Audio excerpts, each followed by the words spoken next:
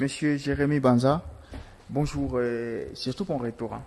Ça fait. Beaucoup, en tout cas, cher Sefou, j'ai salué aussi tous les téléspectateurs de ces grands magazines qui nous suivent à ce net moment. C'est un plaisir d'être sur ces plateaux, s'exprimer et débattre autour de grandes questions de la République démocratique du Congo.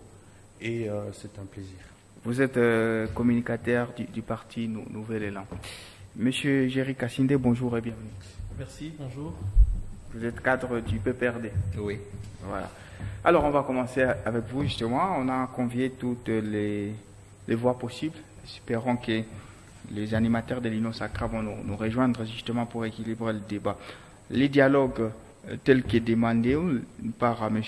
Fayoulou, sous les auspices, justement, des clergés. Il y avait un processus de Kinshasa, alors que l'FCC y voit une inopportunité et inutilité donc, de cette démarche. Monsieur Jérémy Banza, est-ce que le pays a besoin d'un dialogue maintenant? Merci, monsieur Sefou, pour cette question. La première des choses qu'il faut dire ici, déjà que dans la casquette d'opposant, oui. Et comme je ne cesse de rappeler que la République démocratique du Congo se gère par le texte, et nous sommes de cette opposition qui va dans ce sens-là. C'est-à-dire que quand nous regardons la loi qui organise même l'opposition, au regard des devoirs que la loi exige aux opposants, c'est aussi notamment accepter, aller par les dialogues. Okay. Donc en soi, le dialogue n'est pas mauvais, vous voyez.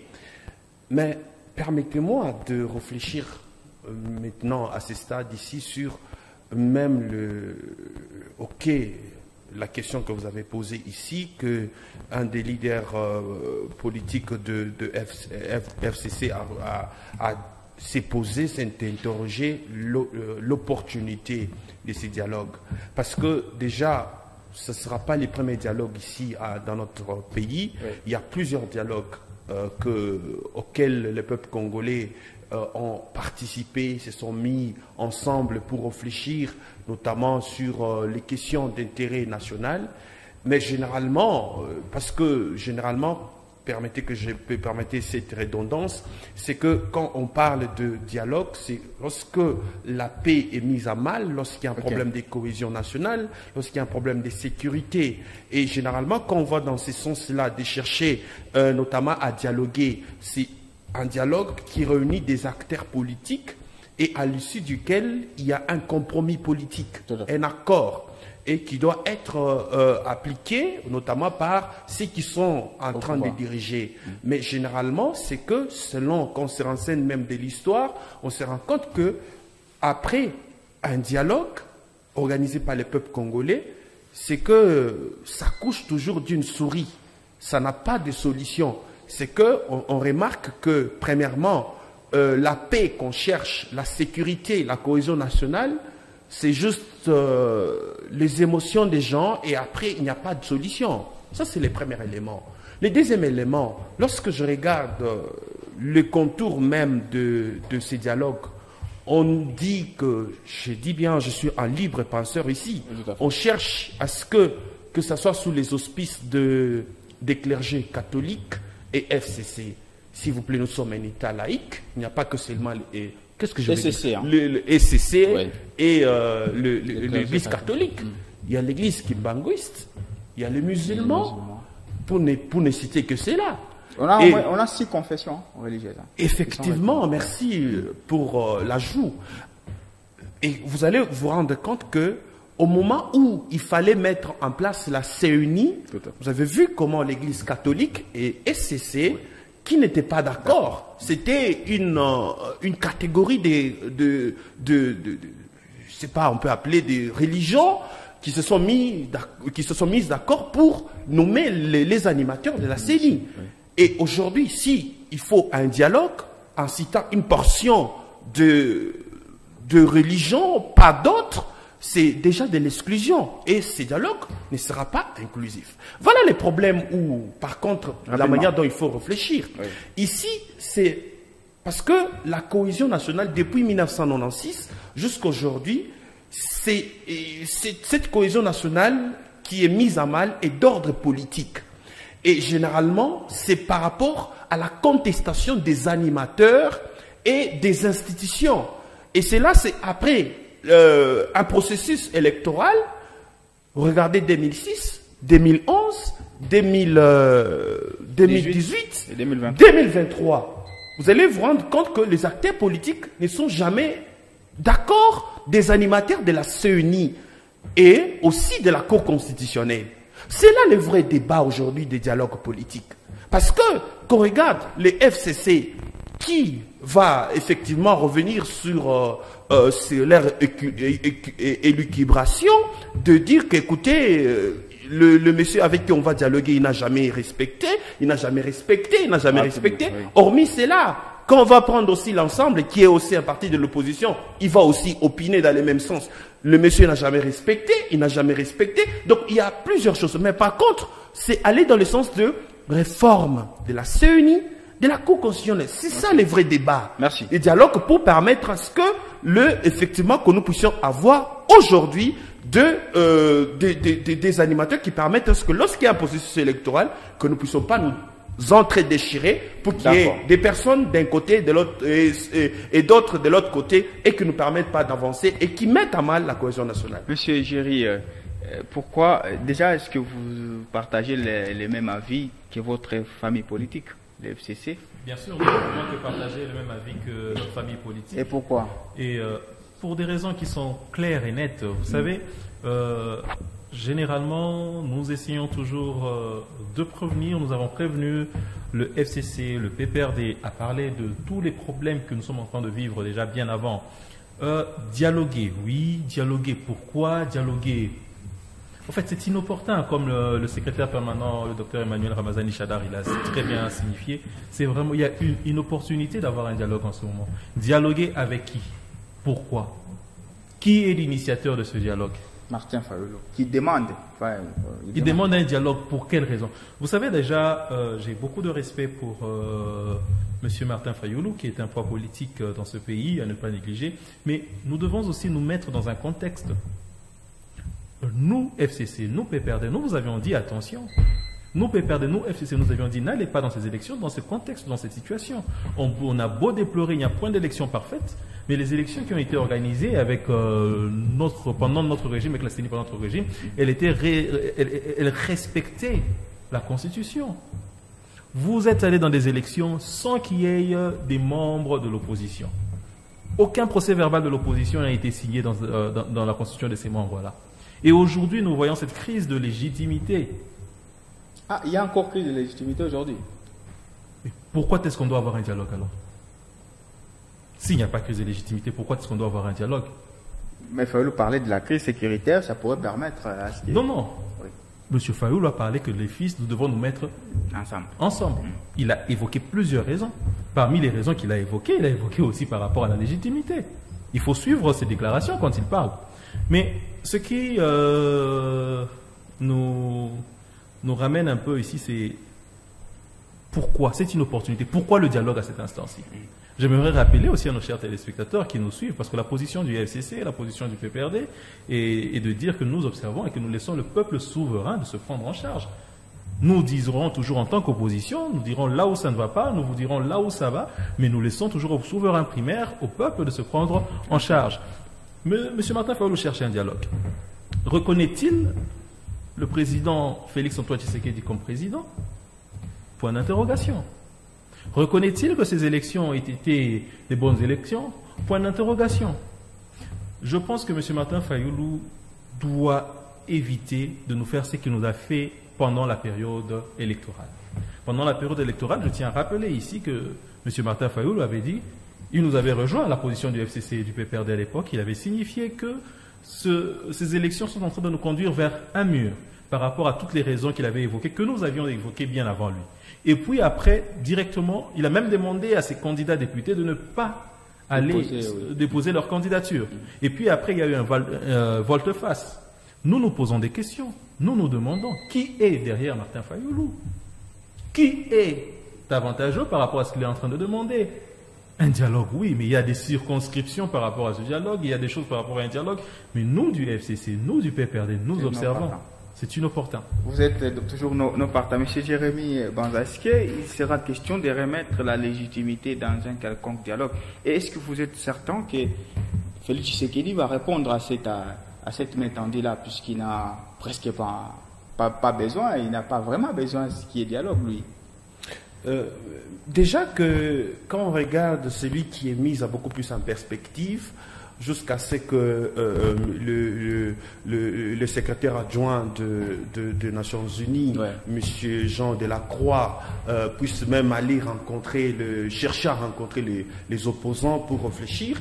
Et vous allez vous rappeler que ça a commencé avec M. Martin Fayoul, qui est notre ancien partenaire de la Mouka, qui était en train de réfléchir dans le sens, en train de vouloir qu'il y ait un dialogue.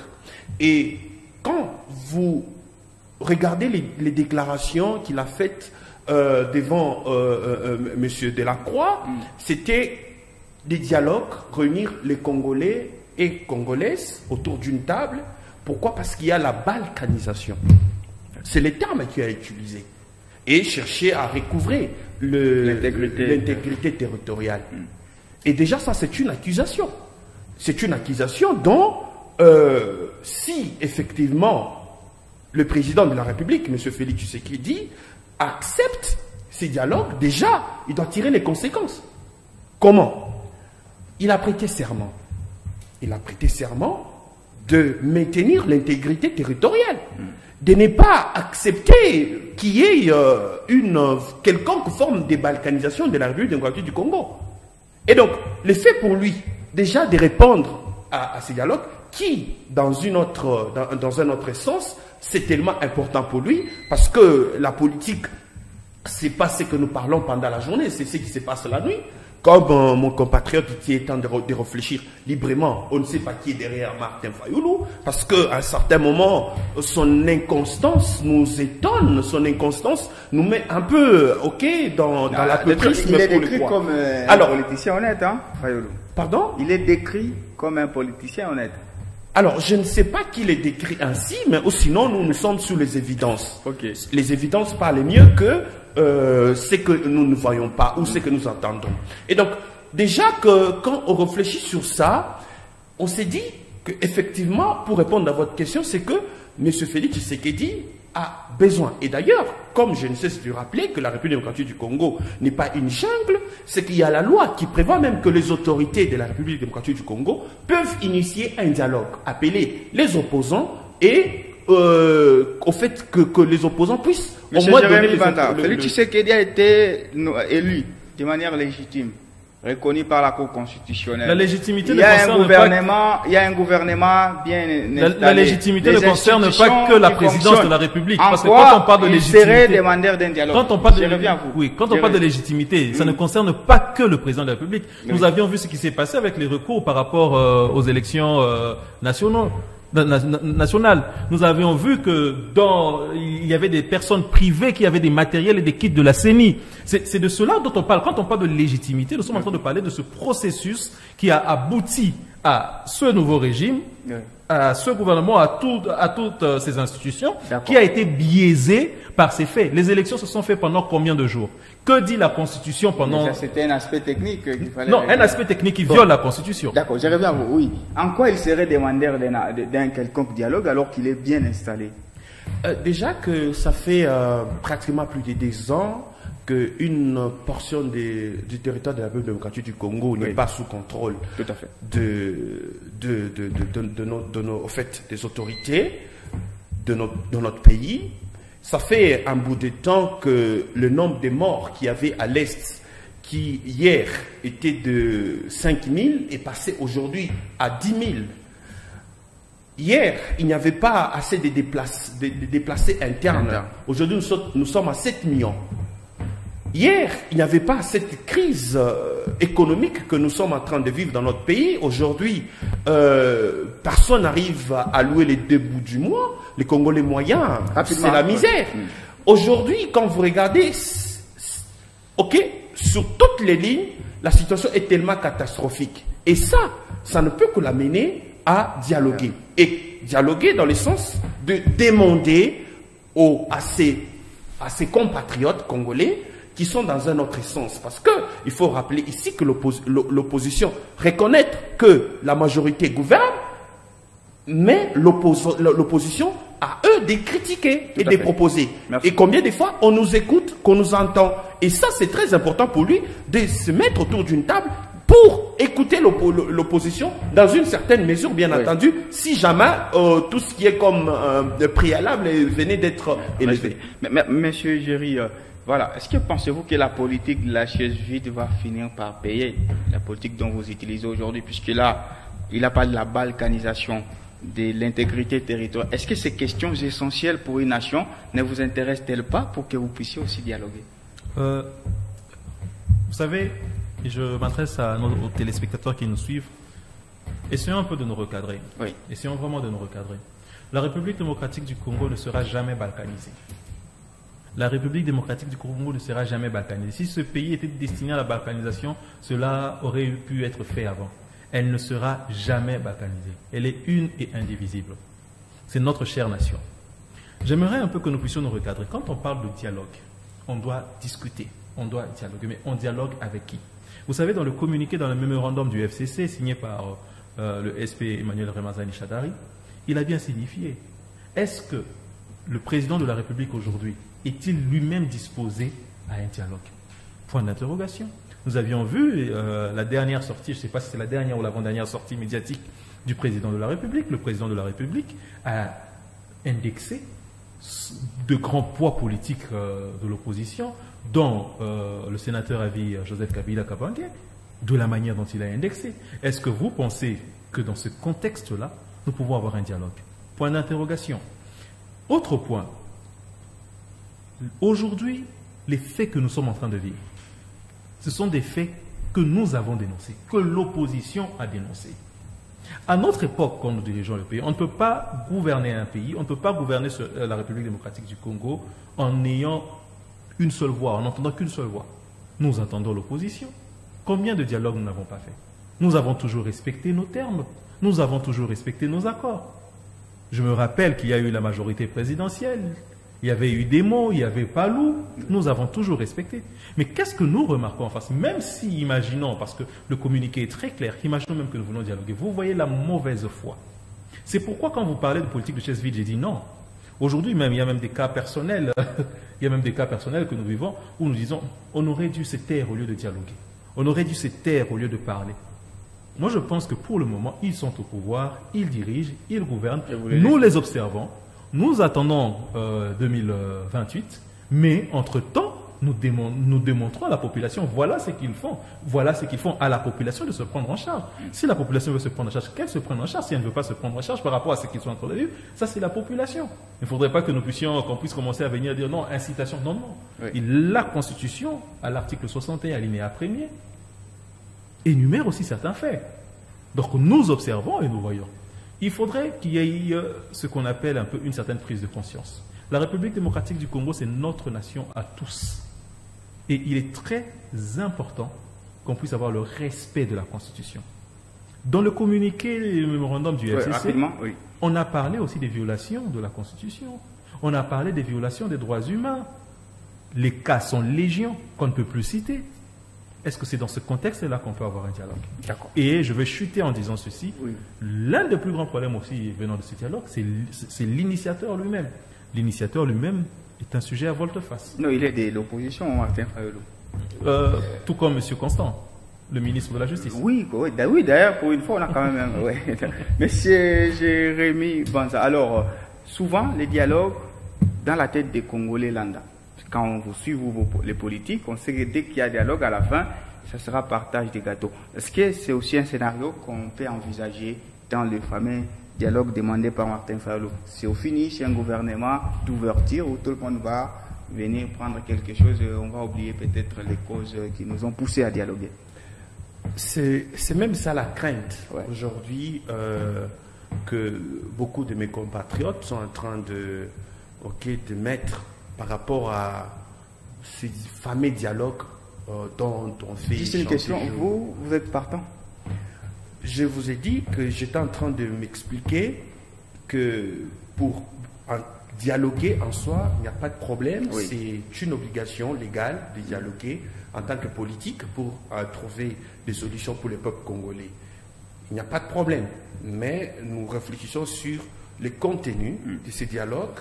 Et nous, au-delà de ces contenus de dialogue, nous proposons, nous avons réfléchi à Nouvel Élan. Par contre, il faut réfléchir sur la racine même des mots de tout ce qu'il y a comme problème de cohésion nationale, de ce qu'on appelle balkanisation et qu'on sort, parce que les politiques n'arrivent pas à parler un même langage après les élections. Pourquoi? Parce que les acteurs qui départagent, les acteurs politiques, généralement, on les taxe toujours d'être d'une certaine couleur. C'est ça même les problèmes. C'est comme ça que la réflexion, c'est peut-être aller dans le sens de réfléchir comment nous devons passer par des réformes institutionnelles, notamment de la CENI, de la Cour constitutionnelle, principalement. Ouais. Vous voyez, c'est beaucoup plus dans ce sens que nous voulons orienter. Ouais, en faisant une passerelle avec la question que vous avez posée, dans le sens que généralement, avec les dialogues, on aboutit toujours à des partages de gâteaux. En tout cas, Nouvel Élan n'est pas nous n'entendons pas la question d'aller dans ce sens. Pourquoi? Parce que nous ne sommes pas de ceux-là qui sont assoiffés du pouvoir c'est pas quelque chose du genre, une diversion, pour profiter en tant que gouvernement. Nous ne sommes pas de ceux-là. Nous sommes de ceux-là qui respectent la Constitution. C'est au gouvernement, c'est au président de la République et toutes les autres institutions de trouver des solutions au peuple congolais. C'est au gouvernement et avec tout ce qui reste comme institution de maîtriser, de donner le peuple congolais, notamment la sécurité tant attendue et autre chose. Vous voyez? Et donc aujourd'hui, si les dialogues devient un peu une question qui taraude plus d'un, c'est par rapport à son issue. Est-ce que les politiques vont vouloir se partager le gâteau, mais nous n'entendons pas la question dans ce sens-là, mais nous voulons beaucoup plus que le gouvernement puisse prendre ses responsabilités et donner des solutions au peuple congolais. Mais, Monsieur Géry, voilà, parmi vos revendications avant les élections, c'était notamment la CENI, qui devait avoir également des membres de l'opposition, mais également la Cour constitutionnelle.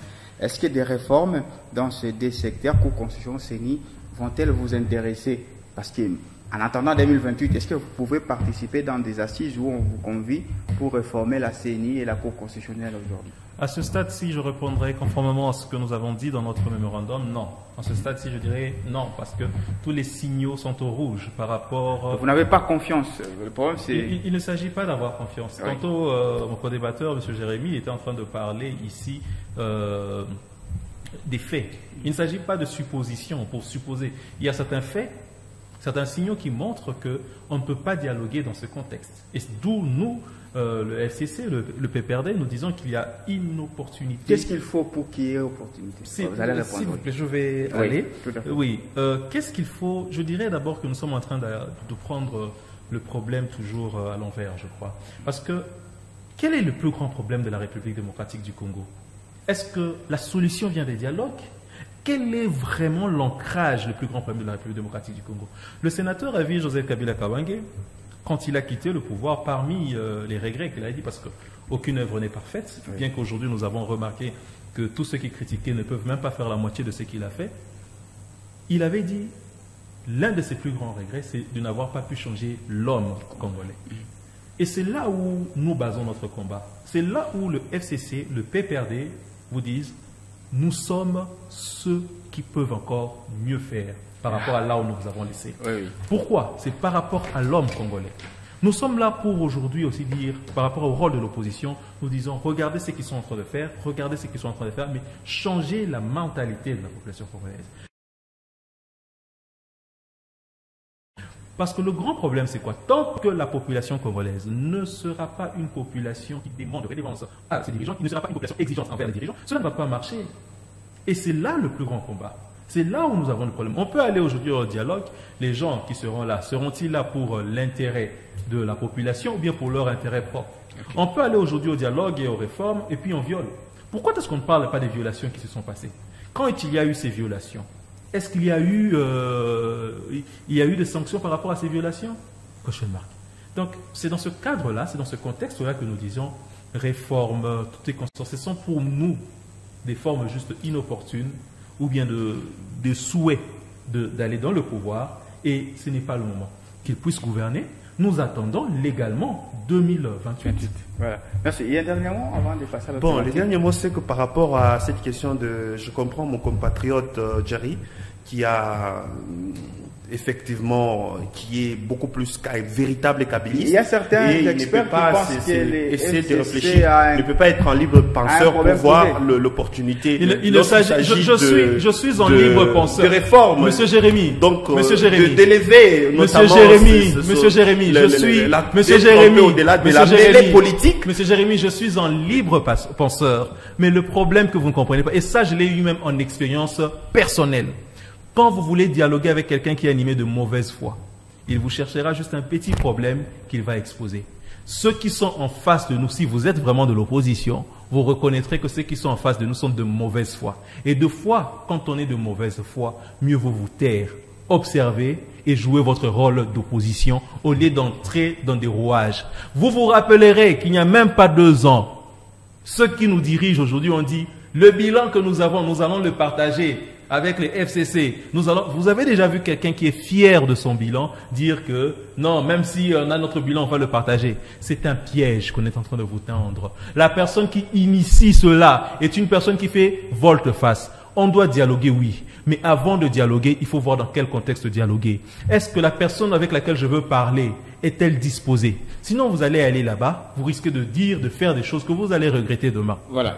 Je comprends ce que M. Djéré a dit. J'étais en train de dire que ici, lorsqu'il s'agit de parler des questions de la République démocratique du Congo, il est parfois demandé à transcender tout ce que nous avons comme crainte, tout ce que nous avons comme tout ce qui est placé comme paradigme. Transcender en ayant le... Donc, dans le sens que, du moment, parce qu'il faut le rappeler ici, oui. Il s'agit, ici, la responsabilité revient à la majorité. Et l'opposition est là pour proposer. Alors, pourquoi la majorité ne fait rien? Permettez que je cite, mon cher ami.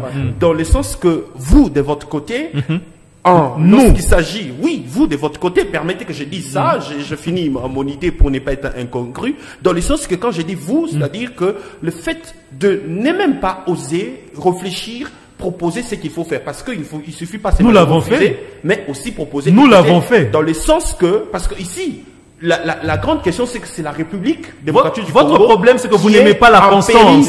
Votre problème, c'est que vous n'aimez pas la constance. Vous n'aimez pas la constance. Il faut savoir rester constant. C'est ça le problème du politique congolais. On vous donne un appât, vous voulez aller vers cet appât. Nous avons fait des propositions. D'ailleurs, qui ont parlé de dialogue avant même les élections, avant qu'on arrive à ce point de vue, c'est nous qui vous avions parlé que nous devons nous dialoguer, nous devons nous asseoir autour d'une table. Cela n'a jamais été accepté. Il faut aussi lire les signes de temps. Il faut aussi lire la volonté de ceux qui sont au pouvoir. Ceux qui sont au pouvoir ne manifestent pas un climat de paix, un climat convivial respectant les normes de la Constitution pour qu'il y ait ce dialogue. Ouais. Nous vous disons tout simplement, attention. Personne ne vous interdit de réfléchir. Oui. Personne ne nous interdit de dialoguer. On peut aussi dialoguer d'une autre manière. Pourquoi est-ce qu'il doit y avoir un dialogue à la partage du pouvoir? Parce que c'est ce qu'on doit se dire. Parce que tout ce que nous sommes en train de faire ici, nous, politiques de l'opposition, si nous sommes tous de l'opposition, bien que, entre guillemets, on sait ce qui se passe, il paraîtrait que votre leader a été celui qui a appelé et félicité, entre guillemets, vous le savez. Mais ceux qui sont de l'opposition parlent chaque fois, font des propositions. Nous avons dit ne partez pas à l'EAC. Nous avions dit ne faites pas ceci. Mais si on ne nous entend pas. Vous répondez aussi. Écoutez, c'est que nous ne sommes pas de cette opposition qui va tout à noir. Nous sommes de cette opposition, lorsqu'il faut féliciter, nous félicitons. Comme nous quoi? Sommes de cette opposition. Comme quoi? Vous voulez féliciter quoi? vous et nous étions L'élection de Félix Tshisekedi a été je reviens, nous étions en train de co-gérer cette république. À l'époque, le budget était à 3 milliards de dollars, 4 milliards, mais le gouvernement actuel du passé l'a ramené, l'a triplé. Ça, c'est une question scientifiquement parlant. Permettez, monsieur Jerry, mon cher ami Jerry, permettez, mon cher ami Jerry, on va s'attendre. Le FMI est revenu et a dit que ce budget, le FMI est revenu et a dit que ce budget était irréaliste. Voilà. Vous avez parlé de scientifiquement. Permettez déjà quand on parle des budgets, on va d'un côté dépenses, de l'autre côté recettes. Et ce n'est que des prévisions. Et c'est comme ça que depuis la République s'est gérée à l'époque que nous avons ramené à 4 milliards, mais le gouvernement, c'est quelque chose, c'est une évidence. C'est comme ça que même je disais que face à des évidences, peu importe sa couleur politique, il faut être lucide et apprécier. Et ce qu'il ne faut pas apprécier, c'est ce qu'il faut faire. C'est même ça, cette politique que nous faisons. Je rappelle, M. Jerry, qu'en 2023, Monsieur Jerry, permettez que je parle. En 2023, il y a une concertation. Nous avons parlé d'une chose importante. Voilà. Le FMI est revenu. Peut-être un autre débat sera organisé dans ce sens-là. Mais ici, à ce stade, scientifiquement parlant, le FMI est revenu. Voilà, merci. Que ce budget était irréaliste. Merci. On va prendre les thématiques. On va parler. Vous avez dit que le FMI, mais ou sinon, les évidences montrent que voilà. le budget Merci. prévisionnel était à 16 milliards de dollars. Merci, et c'est quelque chose qu'il fallait féliciter. Voilà, merci. La rentrée parlementaire. Vous le savez, depuis lundi, les élus du peuple ont effectué leur rentrée. Pour quel défi? On sait que c'est budgétaire et tout, mais on voulait un peu qu'on évalue l'action parlementaire depuis l'arrivée de Félix Tshisekedi au pouvoir, M. Jérémy Banza ainsi que M. Jerry Kassidé. Est-ce que vous avez l'impression que les parlements ont joué un grand rôle dans la gestion du pays, selon vous? Déjà que beaucoup plus le rôle du Parlement, qui est beaucoup plus essentiel dans le contrôle et vote des lois. Et quand nous regardons depuis le quinquennat passé et celui-ci que nous sommes, dont nous sommes en train maintenant de voir, beaucoup plus ils vont exercer leur contrôle parlementaire et voter des lois beaucoup plus pour le reste du temps, mais beaucoup plus se permettait d'évaluer depuis le début, depuis 2019 jusqu'à aujourd'hui, c'est que nous avons vu comment est-ce que nous avons eu des parlementaires un peu comme, permettez que j'emprunte le mot de mon cher ami Jerry ici, qui disait des parlementaires un peu qui étaient des chauves-souris, et vous allez même remarquer que plusieurs sont des transfuges de PPRD, FCC, qui ont rejoint c'est pas comment on appelle l'Union sacrée et consort. L'Union sacrée. L'Union sacrée, oui, c'est de celui que je parle. Oui. Après, le peuple d'abord.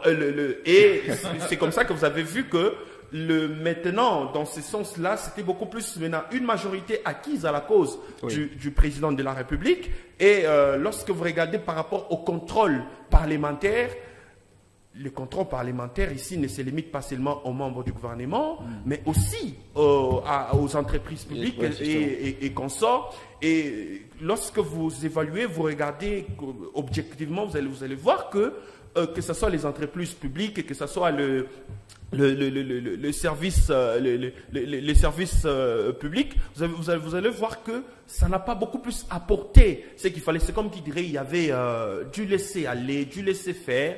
Même le gouvernement, vous allez vous rendre compte que le gouvernement passé, c'était des scandales financiers et il n'y avait pas, alors que le parlementaire dispose des moyens pour sanctionner, pour remettre en cause la responsabilité, que ce soit de gouvernement tout entier, ou voire même d'un membre du gouvernement. Mais c'était pas beaucoup plus senti, et la raison s'explique par le fait qu'il y avait cette façon-là, on voulait protéger, c'était le linge sale qui devait se laver en famille, c'était beaucoup plus ce que nous avons vécu le quinquennat passé.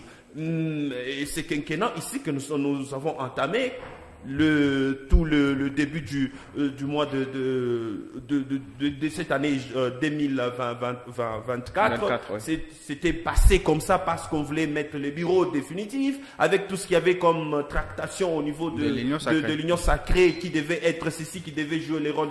Ils ont pris beaucoup du temps au point où ils n'ont rien fait comme de ce qui était concret. C'est comme ça que même la question de l'état des sièges qui a déjà démontré des limites, les députés qui sont nouvellement venus et qui ne fait que continuer à proroger sans pour autant réfléchir sur le bienfait. Et pourtant, les gens qui sont dans cet état de siège, Ituri, Nord Kivu, ils doivent être tous, on doit lever cette mesure et permettre à ces officiers et militaires maintenant d'aller se concentrer pour protéger la sécurité. Donc, au vu de ça, permettez que je chute, c'est que ici, maintenant, nous les attendons parce que la rentrée parlementaire, c'est depuis le début de la semaine, donc nous les attendons au-dessus et nous avons vu quand même quelques signaux de certains députés qui ont pris le courage d'utiliser leurs prérogatives à bon escient et afin de mettre en cause la responsabilité du gouvernement. Je reviens à vous pour la conclusion dans une minute. Monsieur Géry. Dans une minute?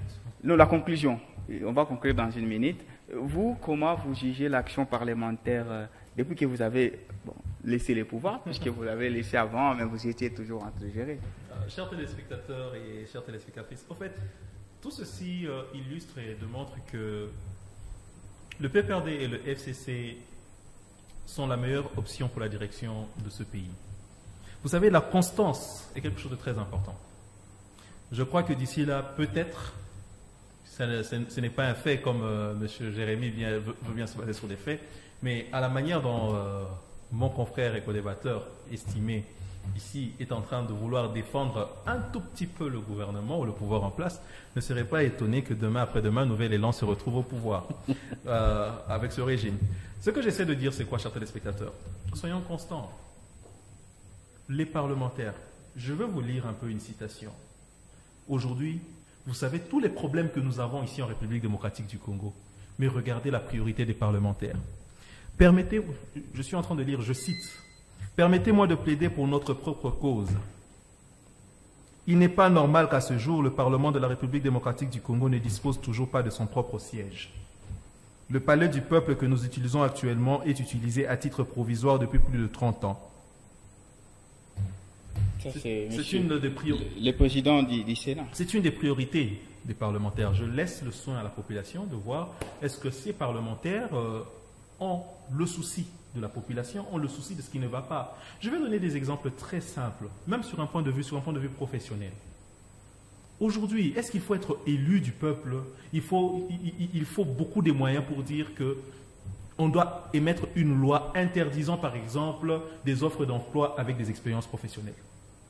Combien d'étudiants finissent aujourd'hui leurs études, mais avant d'être embauchés, on vous demande une expérience professionnelle de 3 ans. Où est-ce qu'ils auront cela?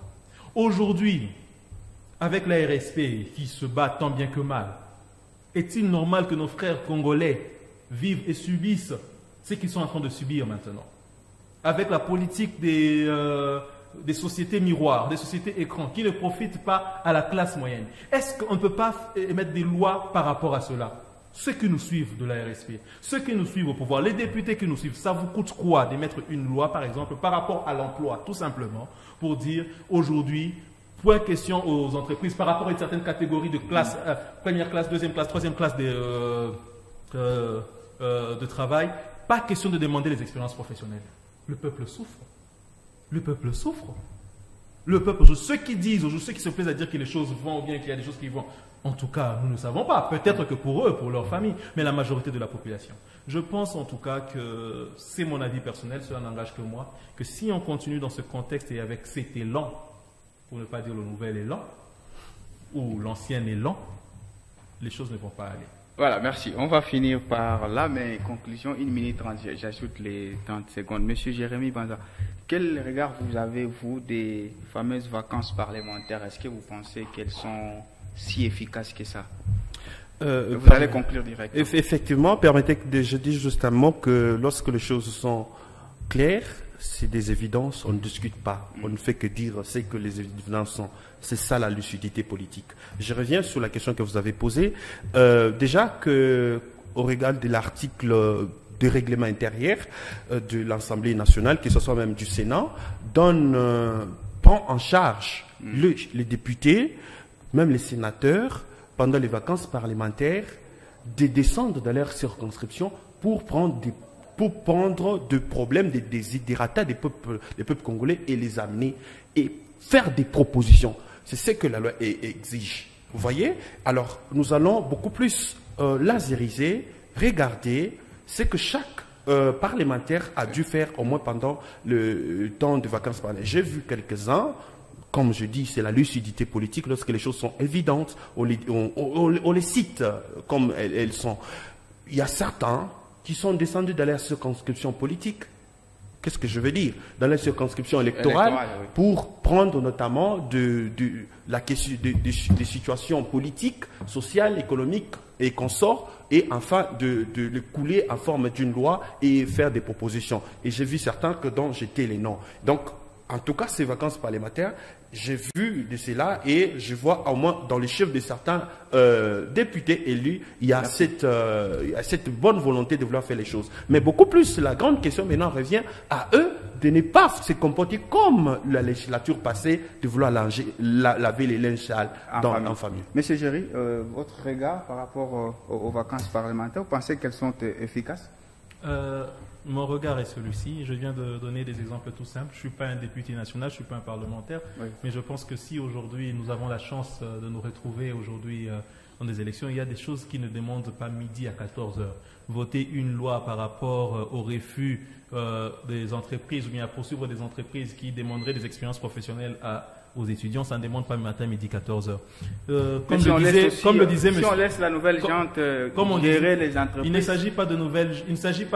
Non, j'ai parlé des fonctions. Oui. Il y a certaines fonctions où on ne doit pas demander cela. Tout à fait. Et chaque société, chaque entreprise doit avoir des fonctions où ils disent là, ça ne nécessite pas qu'il y ait une expérience professionnelle. Oui, ça va. La loi par rapport à la sous-traitance, elle doit être vraiment respectée parce que cette loi, elle est contournée. Il y a beaucoup de contours. On peut s'atteler sur cela. Beaucoup de nos confrères aujourd'hui, beaucoup de ceux qui sont dans les sous-traitants aujourd'hui souffrent. Cela ne demande pas, il faut avoir une rentrée parlementaire. Non, cela ne demande pas. Et comme le disait M. Jérémy, les évidences, oui. Mais M. Jérémy, nous sommes assis ici. Certaines évidences dépendent de la vision de la personne. Si on écrivait un 9 ici, moi je verrais 9, vous peut-être que vous verrez 6. Donc, je crois et je chute par là, chers téléspectateurs, vous tous qui nous suivez, la meilleure alternance pour vous, c'est le PPRD. Non, c'est pas possible. On n'est pas en 2028. C'est ça. On n'est pas en 2028. Non, c'est ça la meilleure alternance. Non, on n'est pas en 2028. Je ne le dis pas ici par rapport à une élection. Oui. Je dis que nous restons constants. Vous avez géré les pays. Oui, et nous l'avons bien géré. D'accord. Et il y a eu passation pacifique du pouvoir. Merci. On va finir par il y a eu respect des procès-verbaux. On va finir par la séance carton.